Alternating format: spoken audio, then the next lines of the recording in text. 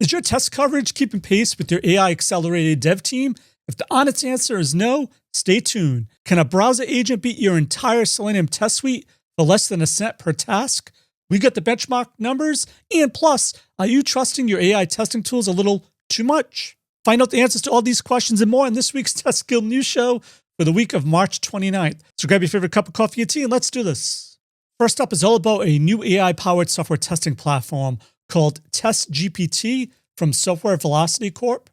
And it's aimed squarely at the problem that most quality and engineering leaders I talk to are increasingly feeling: development is accelerating faster than testing can keep up with. But this platform is designed to validate how software is supposed to work, not just what the code happens to do.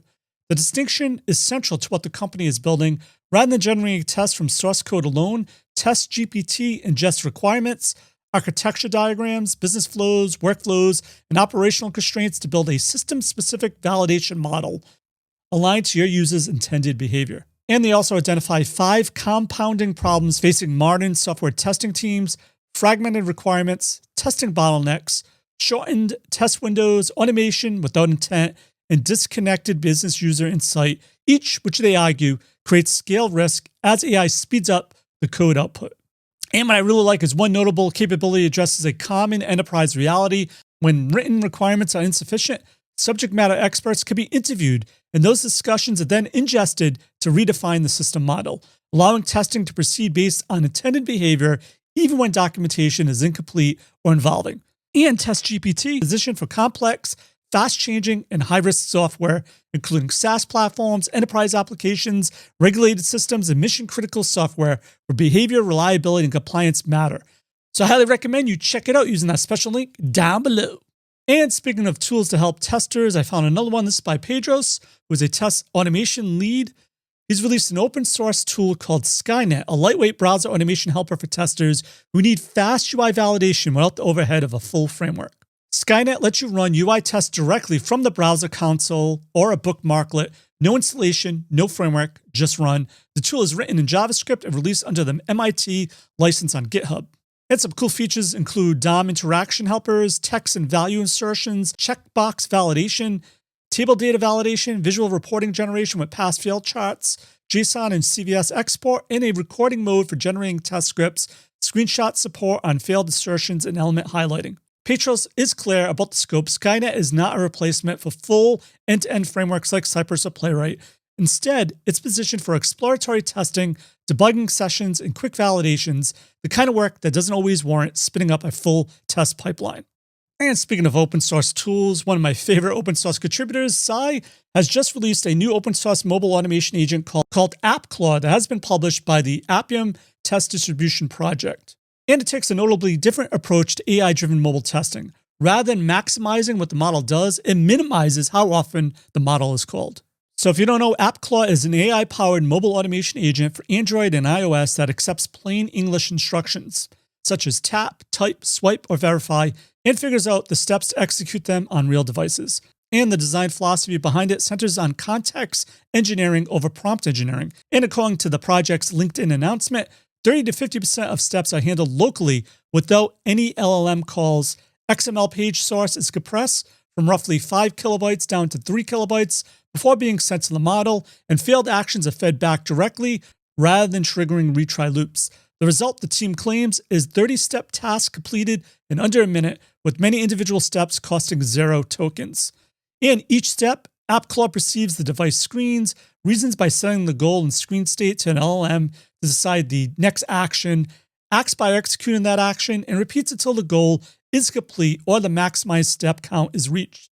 And built-in failure recovery includes stuck detection that injects recovery hints when repeated screens or actions are detected, checkpoints for rollback for known good states, and human-in-the-loop pauses for OTTPS, CAPTCHA, and ambiguous choices. All right, another open source tool I've been hearing more and more about is Aluminium. So this post by Alex, the open source project Aluminium has reported a new state-of-the-art score on the Web Voyager benchmark, a standard measure of web browser agent performance. Using Aluminium MCP with Claude Code, the team achieved 98.5 across 610 tasks, surpassing the previous best of 97.1%.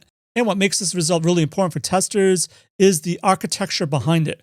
So rather than building a fully autonomous black box browser agent or flooding a context window with raw browser data, Aluminium sits between those two extremes, exposing a small set of high-level tools that compress browser interactions into a single call, while the main agent stays focused on its context window, doesn't fill up with browser noise. 3 practical conclusions stand out from this report, though. First, the benchmark ran entirely on Selenium, a tool that has been around for 20 years, meaning that there's no need to switch to a modern browser stack to get strong results. Second, Aluminium works primarily with accessibility trees rather than screenshots of pixel coordinates, giving the model more signals at a fraction of the cost. And third, on cost, GPT-5 Nano handles all 610 real-world browser tasks for approximately $5 total, less than a cent per task. Once again, if you mess around with these agents, you can rack up a lot of tokens. And this is just another example as testers how we need to be more and more aware of tokens and tools that could save us token cost. You probably heard of DiffBlue, but they just released a new autonomous regression test generation tool that is designed to work along existing AI coding platforms, including GitHub Copilot and Claude Code, to produce verified unit tests across entire code bases without requiring developer intervention. And the benchmark numbers, once again, are the headline here. Across 8 real-world Java projects, the DiffBlue testing agent delivered on average 81% line coverage and 61% mutation coverage from a single prompt running autonomously. By comparison, an experienced developer spending 2 hours iterating manually with Claude Code averages just about 32% line coverage and 24% mutation coverage. And that was described in the announcement as a painful process with a rapidly diminishing return past the 50% mark.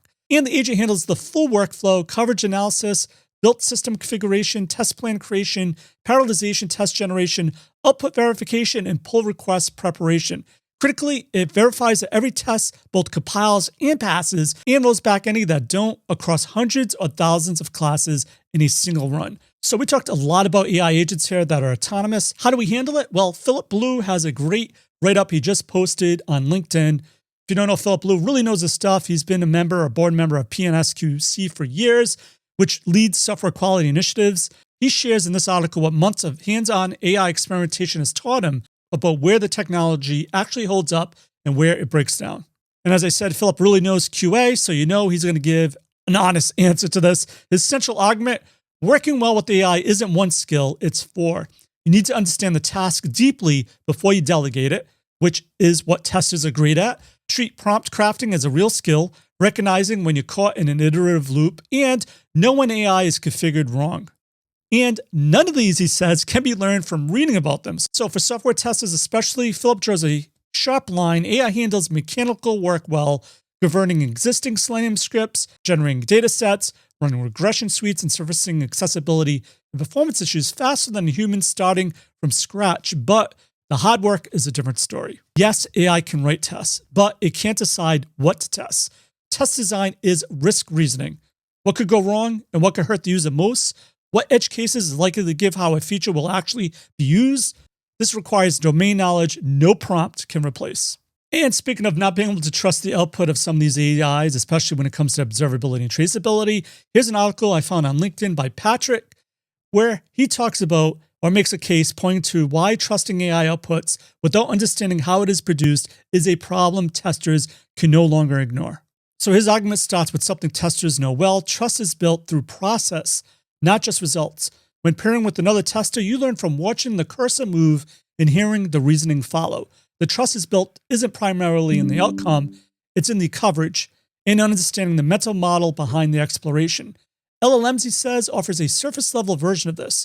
If you ask one to explain itself, you'll get a coherent answer, but the answer is whether that exploration is real reasoning or a post hoc rationalization. The stakes compound in agentic systems where one agent coordinates, another reviews, several others execute tasks, passing information back and forth. When something goes wrong, there's a real question of where the decisions are actually being made, what agent introduced the error, and which review step missed it. His conclusion is direct. You can't trace how a decision was made, reproducing the condition that led to it in an output, or identify where to start looking when something fails in production. You're not testing, you're hoping. As testers, we shouldn't be hoping, we should be validating. All right, for links of everything and value we covered in this news episode, head on over to the links down below.